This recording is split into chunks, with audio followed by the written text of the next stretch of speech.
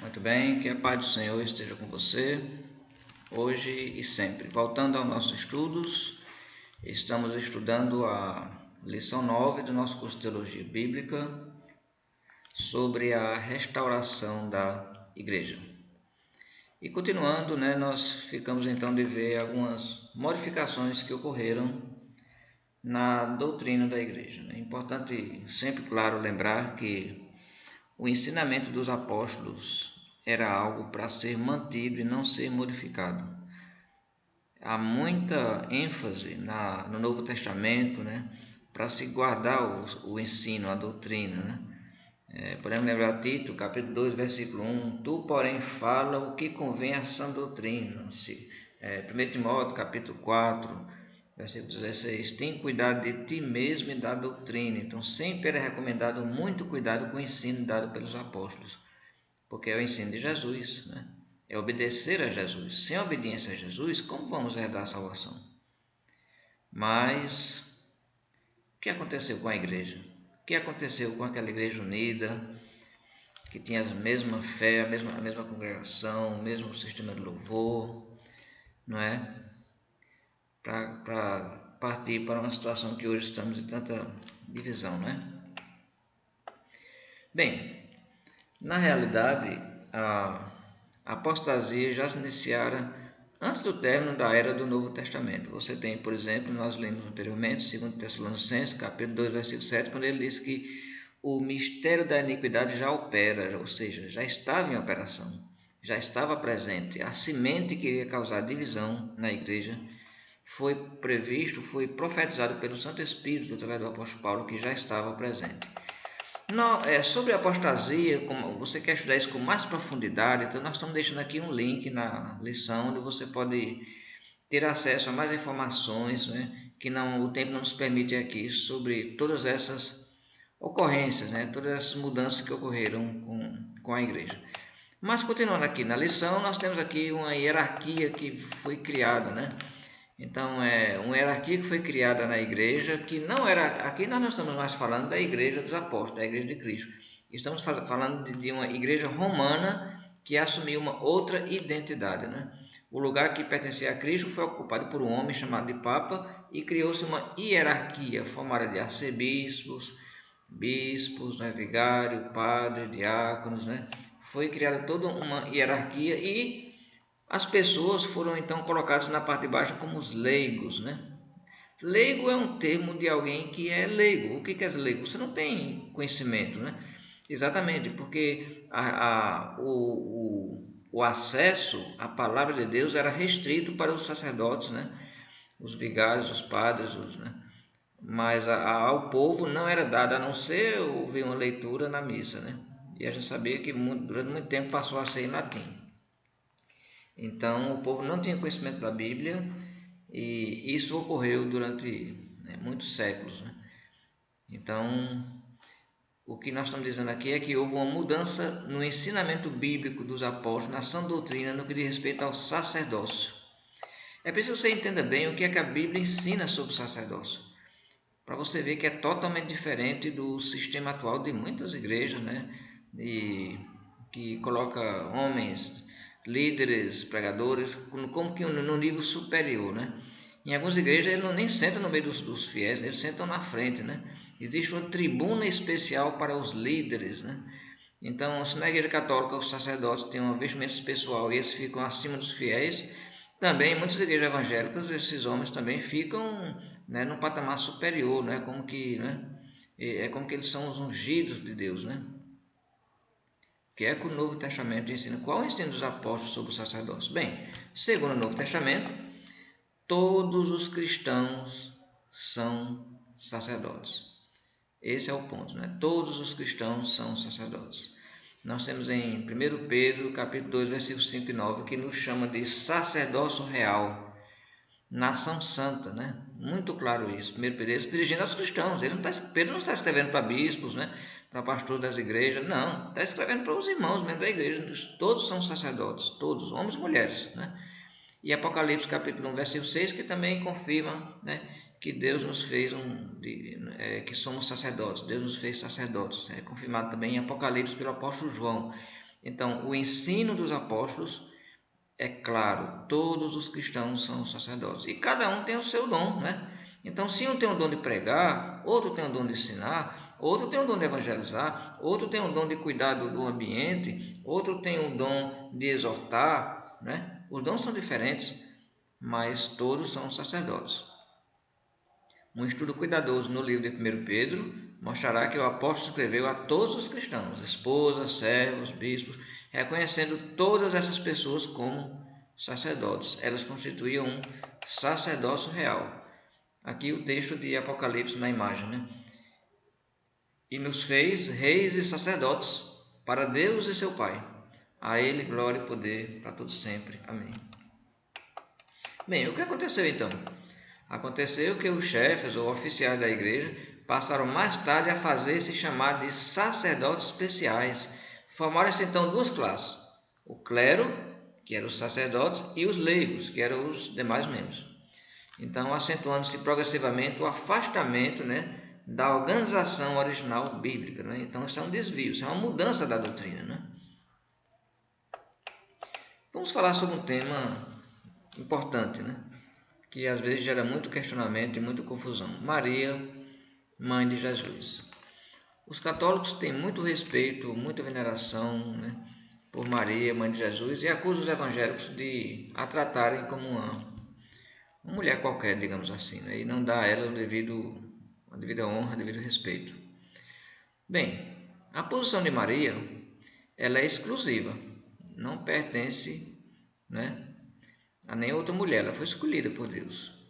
Mas aqui nós estamos dizendo que a posição de Maria é exclusiva porque foi por seu intermédio que o Filho de Deus, Jesus, entrou no mundo e recebeu sua condição humana. Nenhuma mulher teve as qualidades que Maria tinha de santidade, de pureza, de devoção a Deus. Então essa mulher foi escolhida com toda a honra e ela é digna do maior respeito que devemos ter por ela como a mãe do Senhor Jesus. Foi aquela mulher que criou Jesus. Ela tem uma missão fundamental em todo o trabalho da igreja na terra. Ela tem um papel muito especial, ela cumpriu o seu papel. Os profetas do Antigo Testamento cumpriram os seus papéis, anunciaram a vinda do Salvador. Maria cumpriu o seu papel como mãe, como mulher, cuidando daquela criança, porque ele seria o Salvador da humanidade. Então não há como tirar o valor de Maria, nem tampouco questionar a sua santidade. Não?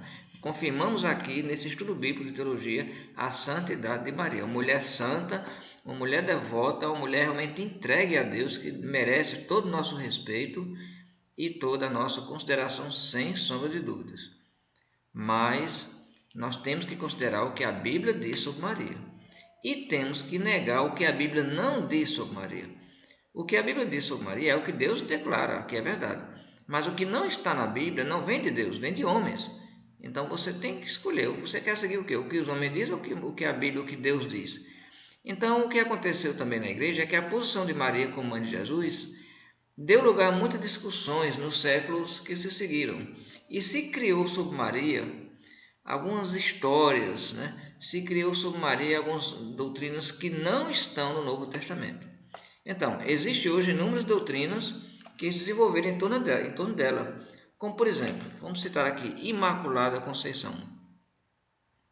Isso está na Bíblia? Maria foi criada sem pecado, Maria não teve pecado, não pecou? Não.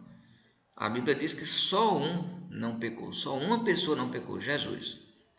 Todos os demais seres humanos pecaram. Romanos capítulo 3, versículo 23, todos pecaram. Todos, é todos, todos. Não tem exceção. A única exceção é Jesus. Jesus nunca pecou. Isso está escrito na Bíblia. Você lê isso. Você lê isso em Hebreus.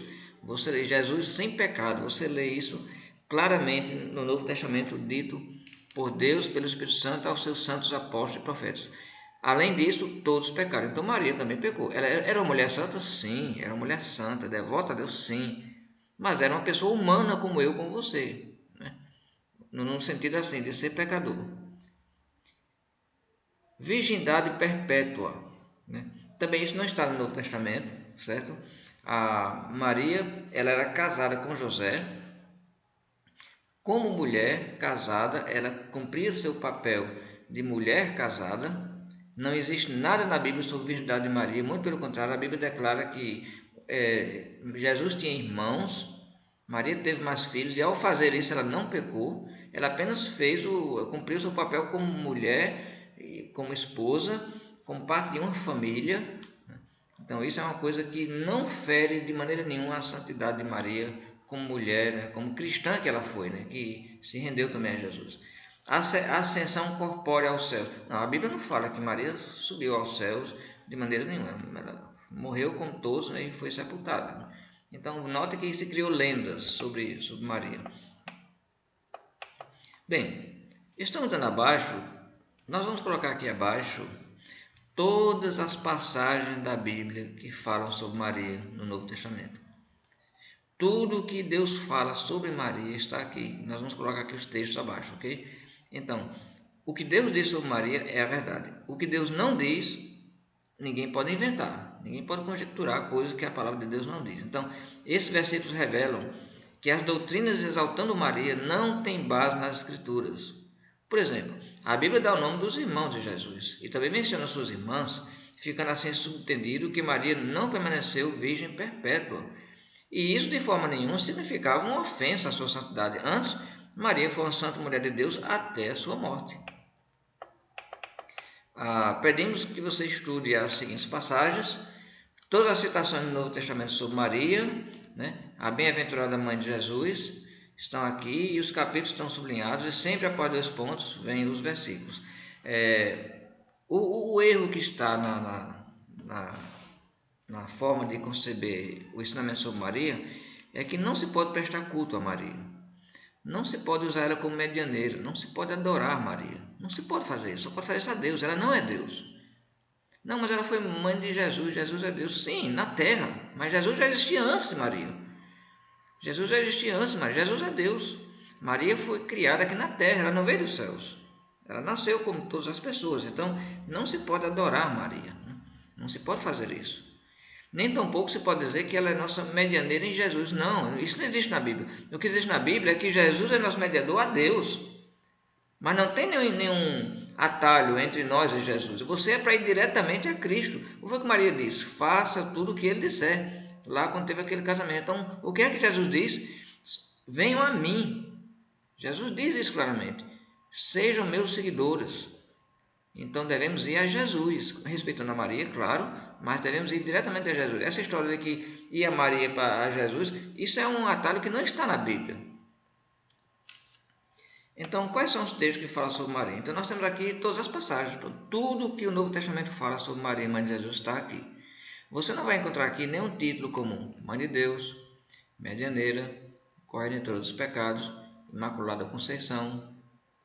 Você não vai encontrar nenhum desses títulos, muito menos você vai ver a igreja prestando nenhum tipo de devoção ou culto a Maria, de forma nenhuma.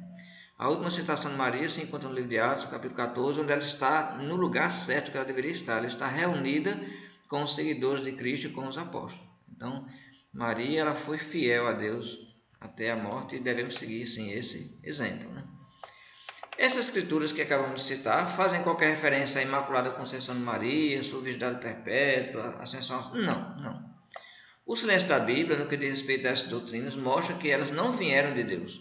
Não vieram de Deus, vieram de homens, criaram isso. De fato, a exaltação de Maria acima dos outros cristãos foi negada por Jesus. Quando a mulher disse uma exaltação a Maria, Jesus corrigiu. Veja essa passagem de Lucas.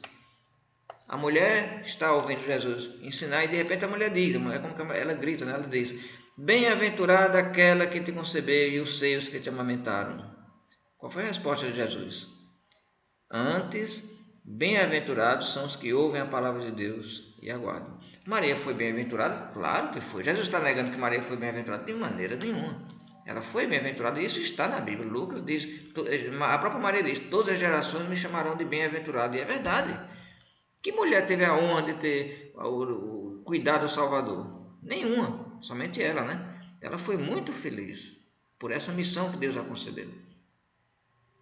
Mas Jesus está dizendo aqui que serão ainda mais bem-aventurados os que ouvir, seguir e guardar a sua palavra. Por quê? Porque se não fizer isso, meu amigo, você vai para o inferno, você está perdido.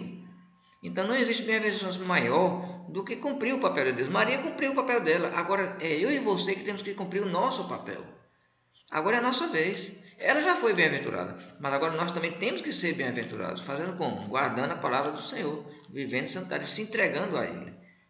Pelas declarações de Jesus, aprendemos então, sem qualquer sombra de dúvida, que Maria, ela é bem-aventurada sim, mas ela é tão abençoada e bem-aventurada quanto mais humildes os cristãos obedientes e também profetas da era bíblica. Todos que cumpriram o seu papel de fidelidade a Deus são bem-aventurados, serão bem-aventurados. Visto que a doutrina sobre Maria não vieram de Deus, é claro que tiveram origem humana e, portanto, são condenadas por Deus. Veja aí o que Jesus diz em Mateus capítulo 15, versículo 9. Em vão me adoram, ensinando doutrinas que são mandamentos de homens. Pensou bem nessas palavras de Jesus? Em vão me adoram, ensinando doutrinas que são mandamentos de homens, que vêm de homens. Então, cuidado para não adorar em vão, né? Vamos prestar muita atenção nesse ponto. Também mudar o ensinamento sobre o casamento, né? Que coisa, né? Isso, inclusive, foi profetizado, né? A gente tem isso em 1 Timóteo. 1 Timóteo fala que proibiria um casamento. Bem, o que foi que aconteceu com o casamento? Bom, o casamento no Novo Testamento ele sempre foi e ainda é opcional. Ninguém é obrigado a casar, né? É uma opção, você decide, quer casar ou não. Inclusive, Paulo declarou que num dado momento seria melhor não casar. Cuidado para não confundir o que Paulo está dizendo. Paulo não está dizendo que não é bom casar para poder servir melhor a Deus. Ele não está falando isso. Ele estava dizendo que naquele contexto, pela perseguição que estava para acontecer, seria melhor não casar. Isso é em 1 Coríntios capítulo 7. Acrescentando, porém, que toda pessoa, inclusive os apóstolos, tinham o direito de casar-se. 1 Coríntios capítulo 7, versículo 2 e também capítulo 9, versículo 5. Eu vou dar uma pausa aqui para a gente ver essas duas passagens. Muito bem, fui pegar a Bíblia que estava sem ela aqui, então vamos ver, né? Vamos ler a Bíblia. Está com a Bíblia aí também? Se tiver, é ótimo, vamos poder observar, né? 1 Coríntios capítulo 7, versículo 2, diz assim: mas por causa da impureza, cada um tenha a sua própria esposa e cada uma o seu próprio marido. Então Paulo recomenda que por conta da impureza, né, desejo carnal, né, claro, né, o desejo natural até, né, de homem que quer ter uma mulher, a mulher quer ter um homem. Então melhor cada um ter o seu próprio cônjuge para não viver, né, sentindo, né, uma atração fora do contexto, não é verdade? Então, se você é solteiro, procura uma mulher que seja ideal para você. Se você é solteira, a mesma coisa. Se você está casado, procura ser fiel, né, àquela pessoa que você escolheu e que o Senhor abençoou. E se vive sem casamento, por favor, a palavra diz que digno de honra entre todos seja o matrimônio. Então, que possamos, né, seguir como a Bíblia ensina. Também ele vai falar aí no capítulo 9, versículo 5, ele diz: e também, ele está falando sobre o direito aqui dos apóstolos, diz, e também o de fazer nos acompanhar de uma mulher irmã, como fazem os demais apóstolos, e o irmão do Senhor, os irmãos do Senhor e Cefas, que é Pedro, né? Ele cita aqui inclusive os irmãos do Senhor, os irmãos de Jesus, que Jesus tinha irmãos, e também Pedro, né, que eram acompanhados das suas mulheres. Paulo considerava tanto o casamento que o comparou à relação que existe entre Cristo e a igreja. Veja que só, aqui no livro de Efésios, capítulo 5, né, versículo 22, ele vai usar a relação de casamento comparando com Cristo e a igreja. Ele diz: as mulheres estejam submissas ao seu próprio marido como ao Senhor, porque o marido é o cabeça da mulher, como também Cristo é o cabeça da igreja, sendo esse mesmo Salvador do corpo. Como, porém, a igreja está sujeita a Cristo, também estejam as mulheres em tudo submissas ao seu marido. E aí vem o papel do marido: amai a vossa mulher, como também Cristo amou a igreja e a si mesmo se entregou por ela. Então veja que ele usa a relação de Cristo e a igreja como a relação de casamento entre homem e mulher. Algumas mulheres ficam muito ofendidas quando diz para ela ser submissa ao marido. Bom, isso é o que Deus está dizendo. Tem que ser seguido, respeitar, se submeter. E claro que ao marido também ele deve amar a mulher. Então quando o marido ama a mulher, ela sente prazer em estar submissa a ele. A mulher quer um homem. O homem que toma decisões, o homem que seja firme, né? E o homem quer uma mulher também que, claro, que submeta ao seu caminho, desde que ele não imponha coisas que vá contra a palavra de Deus. Não é isso? Então, é uma relação onde cada um deve fazer a sua parte. Uma grande tristeza para um homem é ter uma mulher que não submete, como também para uma mulher ter um homem que não a ama. Né? Então, casamento é coisa muito séria e devemos realmente cuidar bem disso. Bem, em Hebreus, então, temos, né, digno de honra entre todos seja o matrimônio, bem como o leito sem mácula. Então, o casamento deve ser digno de honra, digno de respeito. Essa conversa de se ajuntar e dizer que está casado, isso não está certo, não. Isso não está na Bíblia, não. Casamento é casamento. É os dois fazendo uma aliança diante de Deus, se comprometendo à fidelidade até a morte. Isso é um casamento. Simplesmente se juntar e viver junto, isso não é casamento. Porque a qualquer momento um pode deixar para lá e dizer, estou livre. Não é, ou não é assim? É. Você sabe o que é. Estava morando junto, está casado. Tá, não. O camarada sabe muito bem que no momento que aquilo der errado, ele pula fora, ele pode casar com outro, não, boa, está livre, né? Não quer ter os compromissos, né? Mas tem gente que vive muito, muito melhor do que uns que estão casados no papel. Não interessa. O que Deus diz deve ser respeitado, deve ser feito. Deve ser feito. Se tem pessoas que se casaram e não vivem bem, não estão dando bom testemunho, lamentamos. Mas não é o problema do casamento, é o problema deles, que não estão cumprindo seu papel.